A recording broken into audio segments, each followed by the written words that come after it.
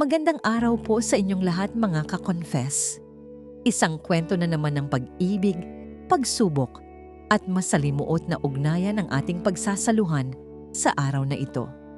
Minsan, ang buhay ay nagdadala sa atin sa mga sitwasyong hindi natin inaasahan, kung saan ang tamang landas ay lumalabo dahil sa matinding pangangailangan ng puso at katawan. Sa pagitan ng ingay ng gabi at katahimikan ng mga lihim na sandali, paano nga ba titimbangin ang ligaya laban sa katotohanan?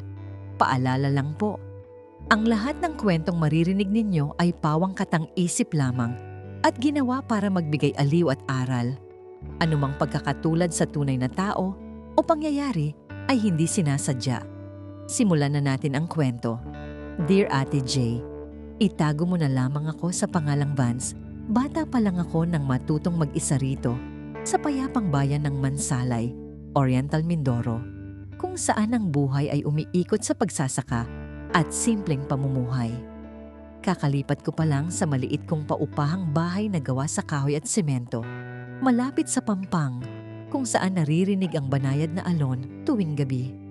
Isang gabi, habang nagpapahangin ako sa aking beranda at umiinom ng mainit na kape, napansin ko ang aking bagong kapitbahay na nakatayo sa tapat ng kanilang bakod. Mukhang malalim ang kanyang iniisip habang nakatingin sa kawalan, kaya naman minabuti kong batiin siya nang may ngiti upang maging magalang bilang bagong lipat. Siya si Wendy, isang napakagandang babae na may malungkot na mga mata at laging tila may mabigat na pasanin sa kanyang balikat.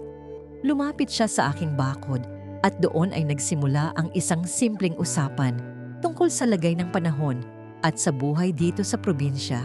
Napag-alaman ko na may asawa na siya, si Nestor, na isang negosyante ng mga kopra at palay na madalas ay wala sa kanilang tahanan dahil sa trabaho. Sa unang gabi na yon, ramdam ko agad ang kakaibang gaan sa loob ng aming kwentuhan, na tila ba matagal na kaming magkakilala at magkasama sa buhay. Hindi nagtagal, naging ugali na namin ang magkita sa pagitan ng aming mga bakod tuwing sasapit ang 10:00 ng gabi para mag-usap. Madalas ay nagrereklamo siya tungkol sa kawalan ng oras ng kanyang asawa na si Nestor, na laging abala sa pera. Kasama ko rin sa bahay ang pinsan kong si Lawrence, na madalas magbabala sa akin na iwasan ang labis na pagiging malapit sa may asawa na. Sinasabi rin ng kapitbahay naming si Melchor na kilalang tsismoso sa baryo na mag-ingat ako dahil mainit ang ulo ng asawa ni Wendy kapag umuuwi ito. Isang gabi, habang umiiyak si Wendy dahil sa away nilang mag-asawa, pinatuloy ko muna siya sa loob ng aking sala upang doon magpalamig ng ulo. Pinagtimpla ko siya ng mainit na tsokolate habang ang kaibigan kong si Oliver, na bumibisita noon, ay tahimik na nagpaalam upang bigyan kami ng privacy.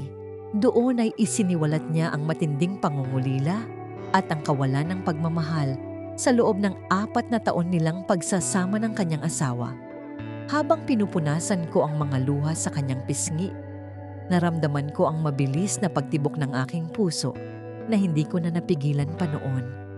Sa bawat haplos ko sa kanyang buhok upang patahanin siya, mas lalong lumalapit ang aming mga katawan sa isa't isa sa dilim. Tinitigan niya ako sa aking mga mata nang may pagnanais at lungkot na labis na nagpalambot sa aking matatag na paninindigan bilang lalaki. Hinawakan niya ang aking mga kamay at sinabing ako lang ang nakakaunawa sa kanya sa mga sandaling labis siyang nag-iisa. Doon ko natanto na ang simpleng pagkakaibigan ay unti-unti nang nahuhulog sa isang malalim at mapanganib na balon ng bawal na pag-ibig. Kinaumagahan, nakita ko si Wendy na seryosong kinakausap ang kanyang biyenan na si Patricia sa tapat ng kanilang tindahan tungkol sa negosyo. Nagkunwari akong walang alam at dumaan lang upang bumili ng sigarilyo habang ang puso ko ay kabado dahil sa nangyari kagabi. Alam kong mali ang aking nararamdaman, ngunit tuwing gabi ay hinahanap-hanap ng aking buong pagkatao ang kanyang presensya at halimuyak. Ang bawat sandali na wala siya ay tila ba isang taon ng paghihintay para sa akin na labis na nahuhumaling na sa kanya ngayon. Nang sumunod na gabi, hindi siya nakalabas dahil dumating ang kanyang asawa mula sa kabilang bayan na may dalang maraming pasalubong. Natagpuan ko ang aking sarili na nakadungaw sa bintana, nagmamasid sa kanilang bahay habang naririnig ang tawanan at ingay ng kanilang pamilya. Kasama nila ang pamangkin ni Nestor na si Orlando na tumutulong magbaba ng mga sako ng bigas mula sa lumang truck. Nakaramdam ako ng matinding selos at kirot sa aking dibdib. Isang patunay na tuluyan na nga akong nahulog sa aking magandang kapitbahay. Lumipas ang ilang linggo at mas naging madalas ang pag-alis ni Nestor para sa kanyang mga transaksyon sa lungsod ng Calapan. Ito ang naging hudyat upang mas lalong maging mapangahas ang aming mga gabi ni Wendy sa loob ng aking tahimik na tahanan. Hindi na lang simpleng kwentuhan ang nagaganap sa amin, kundi mga gabi ng nag-aalab na pagnanasa at nakatagong pag-ibig.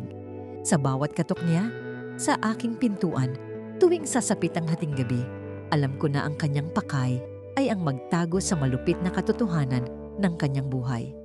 Ang aming mga yakap ay puno ng emosyon at ang bawat halik ay may lasa ng pagnanakaw at takot na baka kami ay mahuli. Sa loob ng aking silid, natagpuan namin ang isang mundo kung saan walang mapanghusgang mga mata at walang nakaraang dapat isipin. Ang bawat haplos ni Wendy sa aking katawan ay tila ba nag-aalis ng lahat ng aking pagod mula sa maghapong pagtatrabaho. Alam kong kasalanan ng aming ginagawa, ngunit mas matimbang ang ligaya na idinudulot ng bawat sandali na magkasama kaming dalawa sa kama. Isang araw, habang naglalakad ako sa palengke, nakasalubong ko ang kaibigan ni Wendy na si Yolanda na tila ba may kakaibang tingin sa akin. Tinanong niya ako kung madalas ba akong magpuyat dahil napapansin niyang laging bukas ang ilaw sa aking sala hanggang madaling araw.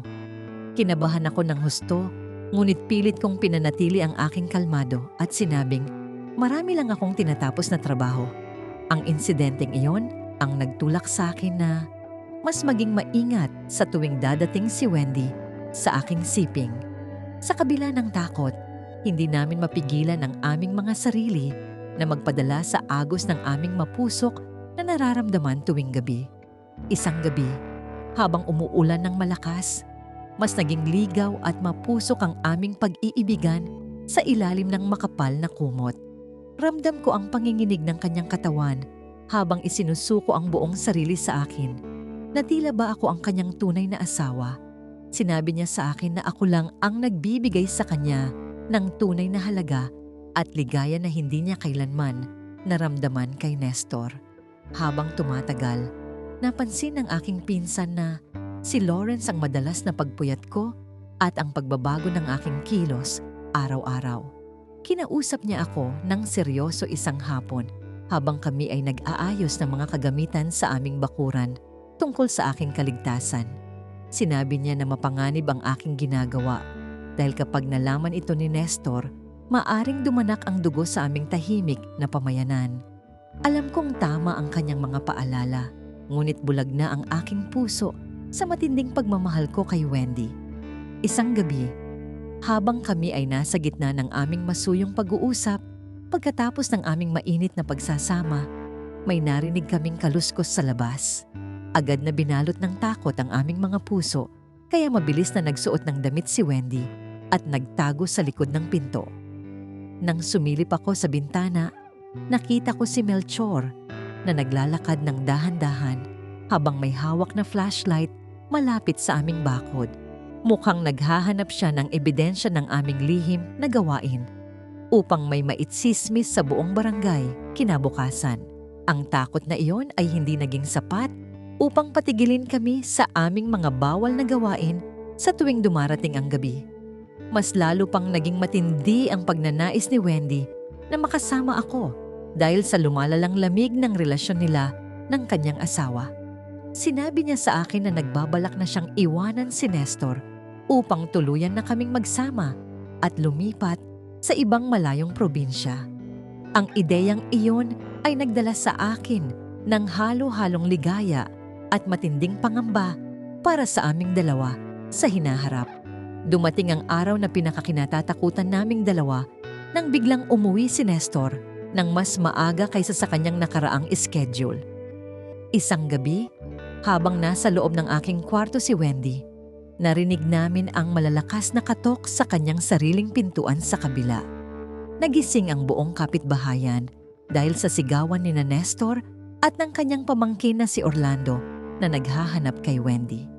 Ang aking buong katawan ay nanginig sa takot habang yakap-yakap ko si Wendy na umiiyak na sa tindi ng kaba sa aming tabi. Mabilis kong tinulungan si Wendy na makalabas sa aking bintana sa likod upang makaikot sa kanilang bakod nang hindi napapansin ng iba. Pumasok siya sa kanilang bahay mula sa kusina at nagkunwaring natutulog lang ng mahimbing kaya hindi agad nakasagot sa mga katok. Narinig ko ang galit na boses ni Nestor na pinagbibintangan si Wendy na may ibang lalaki dahil sa mga chismis ni Melchor. Ang gabing iyon ang naging simula ng pagkakagising ko mula sa isang napakagandang panaginip patungo sa malupit na katotohanan. Kinabukasan, kinausap ako ng aking kaibigan na si Oliver at sinabing kailangan ko nang umalis sa bayang ito bago pa maging huli ang lahat. Sinabi niya na kumakalat na ang balita sa palengke tungkol sa amin at hindi naligtas ang aking pananatili rito sa Mindoro. Pumunta ako sa Pampang at doon ay matagal na nag-isip habang pinapanood ang paglubog ng araw sa malawak na karagatan. Napagtanto ko na ang aming pag-ibig ni Wendy kahit gaano katindi ay nakasisira ng buhay ng ibang tao at ng aming sarili. Nang gabing iyon, nagtagpo muli kami ni Wendy sa huling pagkakataon sa ilalim ng lumang puno ng mangga malapit sa aming bakod. Pareho kaming umiiyak habang nagtitinginan. Alam ang katotohanan na hindi kami maaaring magkasama sa huli dahil sa kanyang kasalukuyang kasal. Sinabi ko sa kanya na kailangan ko nang umalis at bumalik sa aking pamilya sa Maynila upang tapusin ang magulong kabanatang ito. Hinawakan niya ang aking mukha at nagpasalamat sa lahat ng ligaya at pagmamahal na ibinigay ko sa kanyang malungkot na buhay. Bago ako sumakay sa barko, kinaumagahan, nakita ko si Wendy sa malayo na kasama ang kanyang asawa na si Nestor at si Patricia. Mukhang nagkaayos sila at nagpa siyang magsimula muli, lumayo sa mga chismis at gulo na dinala ng aking mabilis na pagdating. Sumakay ako sa sasakyan ng may mabigat na kalooban, ngunit may kapayapaan sa aking puso dahil alam kong tama ang aking desisyon.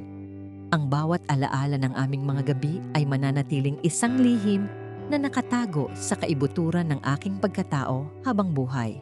Ngayon, narito na ako sa Maynila, nagtatrabaho ng marangal at pilit na ibinabaon ng nakaraan sa bawat araw na lumilipas dito.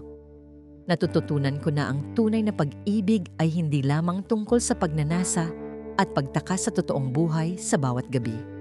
Ito ay tungkol din sa pananagutan, respeto sa kasal ng iba, at ang lakas ng loob na lumayo kapag mali na ang landas.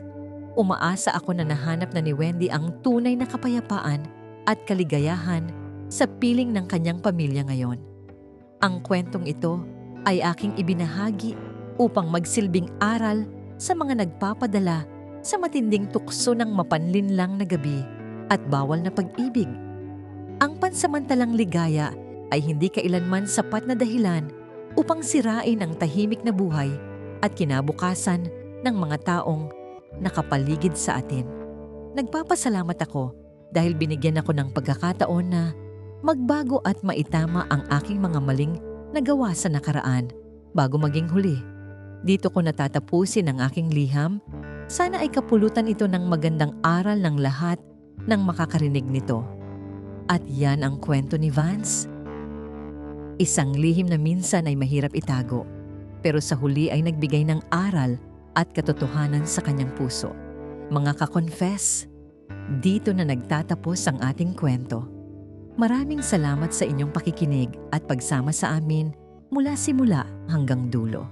Sana ay may napulot kayong aral, inspirasyon, o kahit konting saya sa ating ibinahaging kwento ngayon. Kung nagustuhan ninyo ang kwentong ito, huwag kalimutang i-like, i-share, at higit sa lahat ay mag-subscribe dito sa aming YouTube channel na Tagalog Wild Confession para sa mas marami pang kwentong kapanapanabik, nakakakilig, at minsan ay nakakagulat. At huwag din kalimutang i-follow ang aming Facebook page na Tagalog Wild Confession para lagi kayong updated sa mga bagong uploads at kwentuhan. Hanggang sa susunod nating kwentong Tagalog Wild Confession. Ingat kayo palagi, mga ka-confess.